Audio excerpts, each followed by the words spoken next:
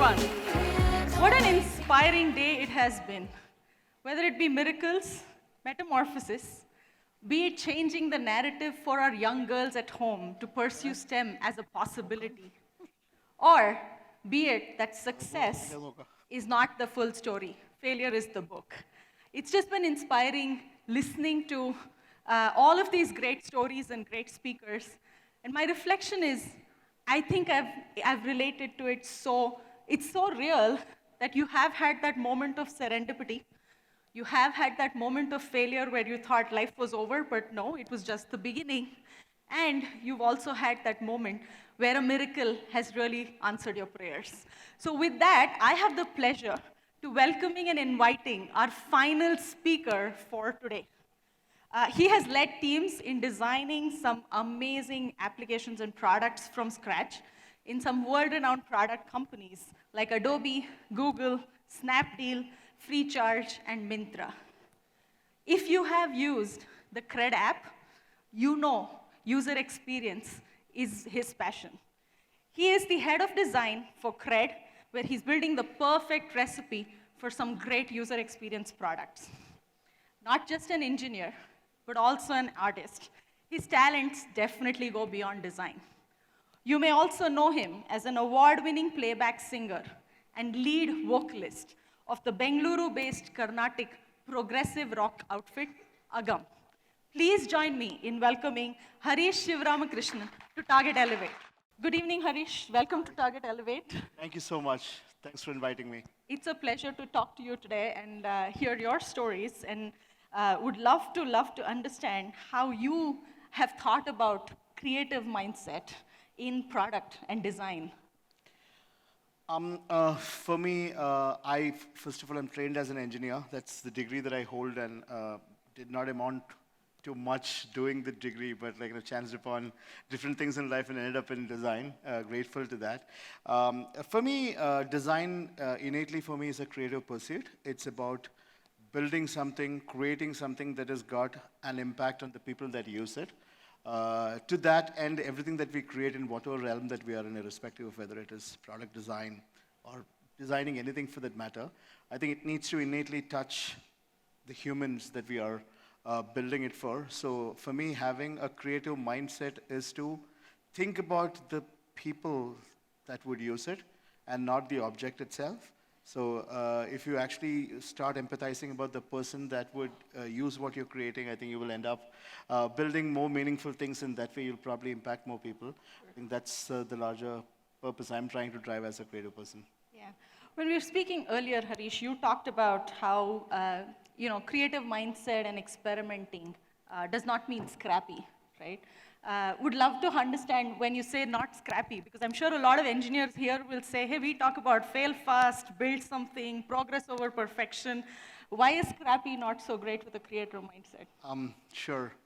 I think there is an unfortunate conflation at times of the definition of scrappy is, at least the way Scrappy, as I define in my head, is very different from how I sometimes hear people defining it. Scrappy is having a state of mind to do things quickly, understand from what you're creating, understand the way that is kind of resonating with people, and then make appropriate adjustments quickly so that you don't get too fixated on one idea for too long. So that's my understanding of Scrappy. Sometimes, unfortunately, Scrappy is about just get it to work. A lot of people just say Scrappy is about getting stuff to work. Nothing in my life is, there are a few things that I will speak about that annoys the daylight of me, and it's just, I'm that kind of a person. So a lot of people conflating Scrappy with sloppy is the problem. So sloppiness in the name of being scrappy and creating stuff just like that very quickly. Nobody asked for anything that quickly. It is like most of the urgency is self-created. When people hide behind product market fit, hide behind time to market, a lot of things that we can throw around to say as to why we need to get there first. And if you actually see the history of anything that has been created, the guys who went there first are not the guys who are actually thriving. It is the people that actually got it right who are thriving. So for me, Scrappy is great. Building quickly is great. Not getting over-fixated on things is great. But trading things that innately are important in creating something for the sake of getting there quickly is not. So as in, the person that built the clay model of a Range Rover did not create a chassis and say, this will become a car. They will actually polish the clay model to make it look like a Range Rover. That's when you understand this is what the customer is going to buy. And what is important is you need to apply that finesse into what you're creating. Create it quickly, so don't build a car, right? That's why you have clay models. You understand the difference. Like you have prototypes and you have real products for the very same reason. Prototype does not mean I will build 20%, 80%, you please assume. I dislike people that actually ask me to apply my intelligence on things that they create. I don't have time for that. So I typically like people to show me what I'll see. So that is my general argument on creativity. If you're creating something, apply the same degree of finesse as if somebody came and told you this is what I need to show it to somebody. I should feel proud of it. I should not be defensive. In software demos, many a time we go with this caveat, right? We go and tell, oh, it is not ready. We are still working on it, but please understand the idea. I would rather have people say that this is what I would ship if I had the time and resources and no constraints. So that's what I'm looking at. I think it's an important point that you bring to life. And how do you think about the end user, the guest who's going to use that product, and how will they find joy in looking at that prototype while you are sharing? And that's how where Scrappy does not really mean sloppy. So Yeah. you've designed many, many products, right? Like how do you say and when can you deem that a design has been successful? Thank you so much. Actually, it's one of those questions that really keeps me wondering if I even know and understand this to the detail I should. But I have, through the years that I have tried to build mostly software products, I think the true success of anything that I have designed comes from two large outcomes. One is the person that it is intended to touch has gotten to a place where you are no longer a choice. You are the only place that they will come to experience what you're providing them. So in typical software engineering terms, we call that 100% retention. Sure. Basically, if anybody has experienced your product, then you are not really looking at any other choices. So you've created a solution that has touched people in ways that they don't look at you as a choice. So 100% retention. The second one, this is one of my favorite things to say.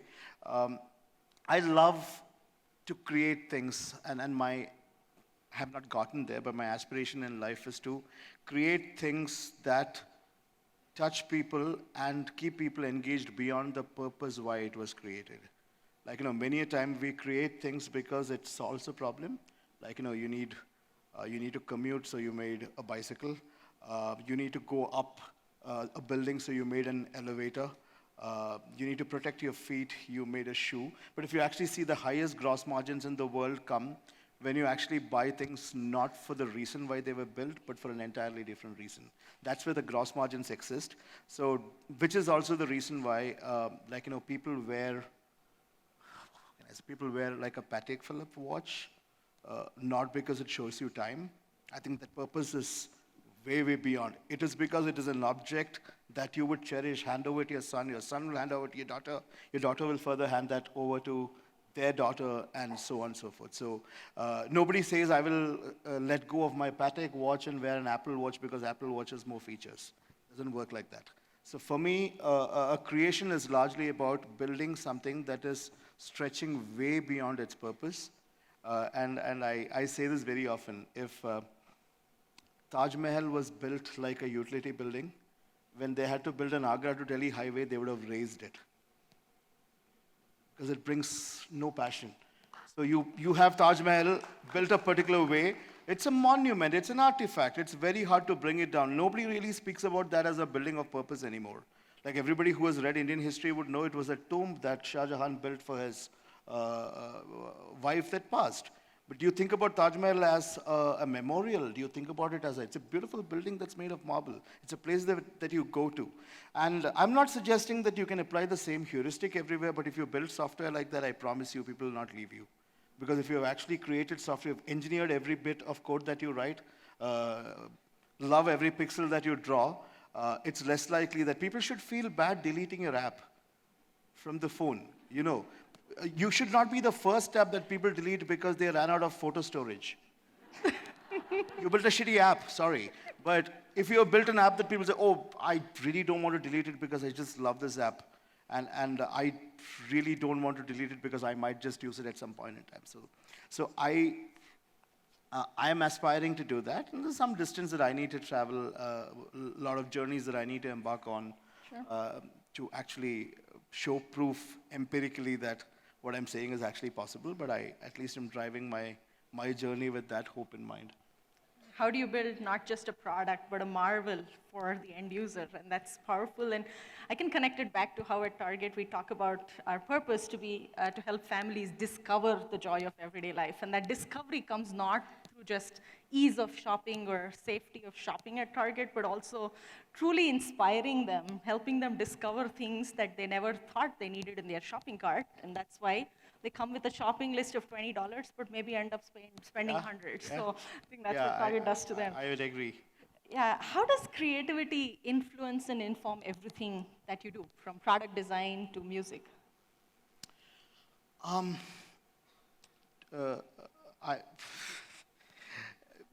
think about this very often because I have two lives that I lead. One as a designer or person working with designers, and also I have an alternate thing that I pursue as a musician.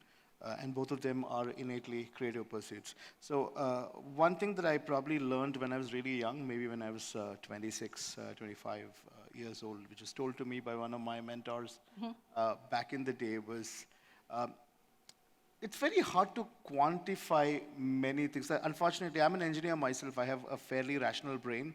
I do tend to rationalize things very, very often. But one thing that I've understood that we are building things for a very subjective species, which is humans. We are, as much as we want to be objective about things, I think in a lot of ways we take very subjective decisions in our lives. And if you actually observe keenly, most of the decisions that we take that matters our life have heavy a dose of subjectivity into it, which is why this one thing that was told to me kind of deeply affected me. It's a question that was asked to me, whether, do you really know the difference between living and being alive?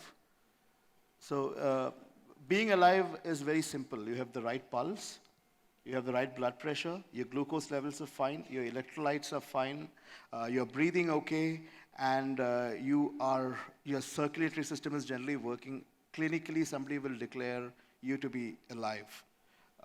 But there is a lot of difference in being alive and living. Living is largely about singing, dancing, walking in the rain, going for your daughter's school anniversary, taking your boyfriend, girlfriend for that date that you always wanted, buying something that your mom always wanted, just going to sleep early one day, just waking up late one day. All these things constitute living. And unfortunately, when we speak about creativity, people say creativity is very subjective, and we have to somehow drive everything to an objective sort of curve, which is why in design, I don't know how many people are directly, indirectly involved in design in this room. There's one line that literally vexes me, is people say, function first and form later. Nothing could be more wrong than that. Nothing could be ever more wrong than that. Everything in our life is form first. I actually know, you can see Rakesh from here. He's the only person I can clearly see. I did not recognize him by his function. I recognized him by his form. I mean, there's a way that he appears, the way that he speaks. Same thing with software. You don't recognize. I wear a certain set of clothes. People recognize you by what they see, and function is a bit like being alive. Like, something, you switch on a switch, the light has to come on. That's almost like saying to be alive, you need to be breathing. But don't optimize your purpose for that. Your purpose is to create moments of joy, moments of delight, which stretch way beyond what the innate purpose of what you're creating. That is what creativity is for me. So I'm not creating a piece of software to help you do X, Y, Z, ABC actions, and I don't think anybody should be doing that. You should be using your creativity to create something which lets us feel an innate purpose for why we do what we do. Like, which is the reason why many of us showed up here to do what we're doing here. And we didn't really think about what are the other things that we could have done today. I'm sure none of you would have been thinking that for all the sessions that you've attended today and all the insights that you got. We're not thinking what else could we have done. So for me, creativity's end outcome is that. It is to be able to create something which we should be struggling to quantify. Anything that you can quantify in my head is not entirely creative because it is always being optimized for some vector. It is being optimized for some metric. And now when I say this, a lot of people will immediately pounce on me by saying, how do you measure anything? Uh, there are ways to measure immeasurable things. We will learn them as we go. But then it gets really hard if we build our lives around what we can measure. Like, my daughter recently had her annual day. She sang and she was very happy. I couldn't really measure the quality of singing, and I didn't want to metricize that to say you need to practice X, Y, Z now for your next annual day you need to sing, but life doesn't work like that. See, and mostly you'd be surprised, software also doesn't work like that. You do it because you like it, and everything else kind of just feeds into that. So that's my larger sense of what I believe creativity should be. And to your question, that's the principle I apply Right. to define whether what I'm doing is in that dimension. Nice. Be alive or living, I think that's the last 4 years, especially with the pandemic, it has helped all of us reset and really think about what's more important in our life and how do we think about living our lives and not just being alive each day. So I love that. How do you apply this to the adversity and difficult and challenging situations, right? Like when you're overcoming, failing, how do you apply this living concept versus being alive? I was fortunate to listen to Vaiti here when he was talking. What an incredible story. So I mean, I've read about him, I've heard about stuff that was written about him, but him coming and standing out here and actually saying it with that kind of nonchalance is very, very inspiring. I think it's the nonchalance with which he spoke that inspired me the most than the story itself, because the story is largely known by people who have read about him and understood. For me, it's funny today. I just looked at the calendar, and it's an important day for me. I did not at least think about that before I walked in. Since you asked about adversity, it's a very personal thing. I have had a life of privilege for the most. I grew up in a family where my parents could afford what many of Indian households can't afford, which is like send me to a good school, give me tuitions, and send me to music classes, and send me to the university that I wanted.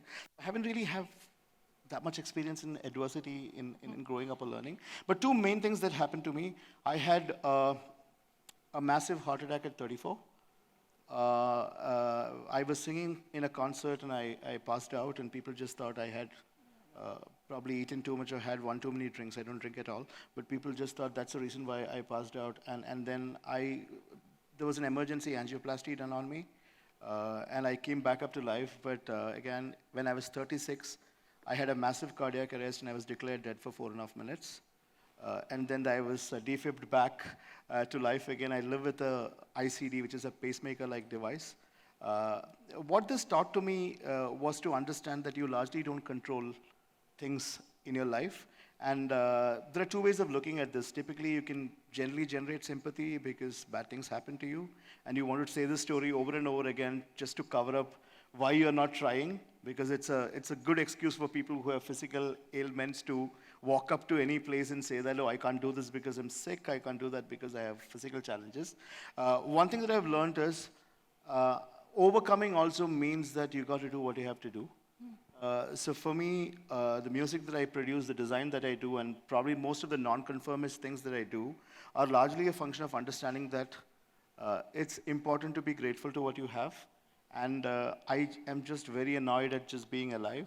Mm-hmm. Like, I am somebody who can very easily go to that curve of just being alive because you're generally worried, right? You've been sick twice, and the easiest way is to wind yourself down and say that I don't want to do anything. I'm just going to be very conservative. I'm just going to sit at home and do stuff. The reason why I said it because my ICD was implanted on my body on the same day 7 years ago, which is why I said this story. So what is important for me is that adversities occur, even if you don't plan for it. And most of the adversities are things that you don't control. So many a time we actually believe that we can do stuff because we can hedge for things. The cardiologist says this joke, you work in Old Madras Road, And you're more likely to be run over by a rogue truck than get a heart attack after you have put in. So don't worry too much. This is how he sent me back home. So I didn't want this to be, I actually want this to be the exact opposite of Moro's.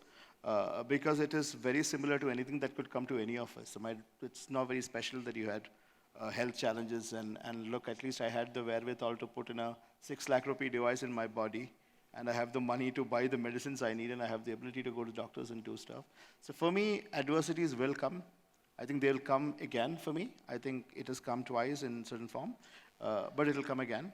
I am just applying the fact that you have to do what you have to do. And my approach to that is to be creative, to be asking hard questions to myself with respect to, and I know it's time up, but I just want to say this. I had this great analogy handed out to me back in the day, which was like, what sort of plumber are you, was the question that was asked to me. When you think about a plumber, you think about him only because you have a leaky tap in your house. And a typical plumber looks at the tap as a leaky device and fixes for the leak.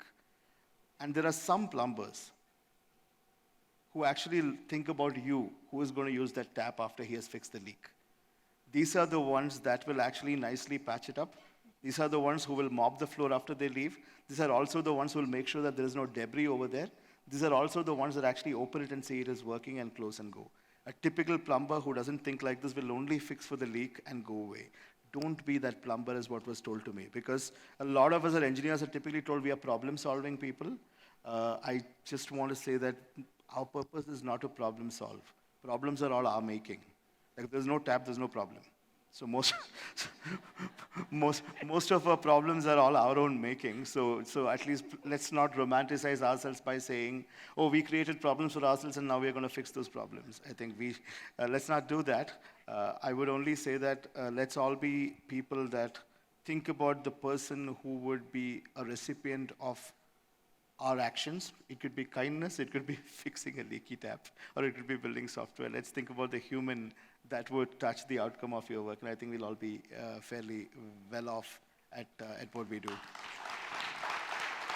Thank you so much, first of all, for your vulnerability and sharing your personal experience, Harish. And I think adversity can be the door for many, many new beginnings and opportunities. And your reaction to adversity is what's going to make it or break it, and not necessarily the adversity itself. Yep.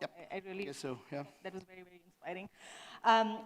How do you balance being the lead vocalist for a Carnatic rock band with being a product design expert?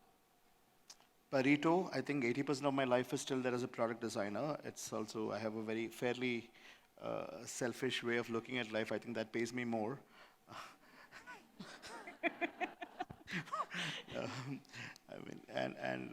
Look, I think I'm not, I have consciously not taken a choice to actually have an equal share of time allocation for my music and my work. I think I significantly give a larger share of my available time to my life as a designer who is in the software industry trying to build software. So that genuinely helps. The first step is that you're not really balancing. Yeah. You've already created it with a Pareto principle that a larger share of your time is going into something else. And my whatever little success that I have had as a performing musician, as an independent musician, has come from what has been provided to me by people around me, which is my family, who's probably covering for a lot of things that otherwise I should have been doing when I'm actually working on my my endeavor as a musician. And also not to forget the managers, the colleagues, my peers, my people that report to me,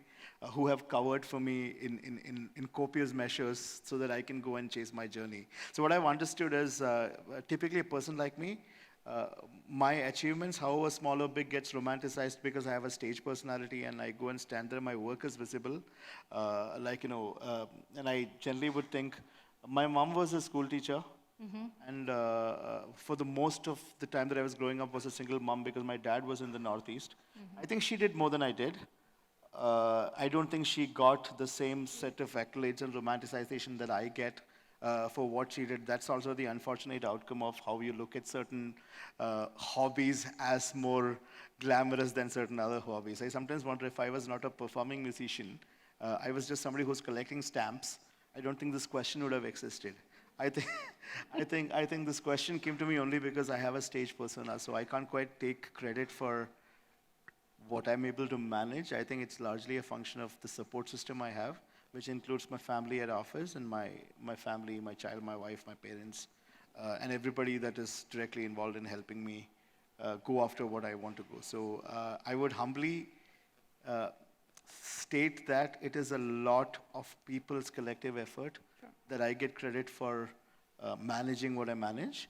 At the risk of sounding too modest about it, which I'm not, I think I have worked very hard to get to where I have gotten, and I'm not sorry for that. None of you should be. That's the other thing. Like, in India, you typically are given extra brownie points for generally saying, oh, it's all either God-given or all either my parents' blessings or all. Don't do that. I think you're all great. We're all great. I think we're doing fantastically well for ourselves. And I'm fairly arrogant at that level to say that I'm quite good at what I do, but not without acknowledging what has been given to me by people around me. Yeah, I think the support system and families, and at Target we love to grow our circle of joy. Our families are very much part of the Target family, and I think they play a very important role, and they're mostly the unsung heroes of a lot of our success stories. Yeah, and talking about the office, I think we spend more time with our colleagues than our near families many a time. So their support is very critical. Yeah, to be able to do.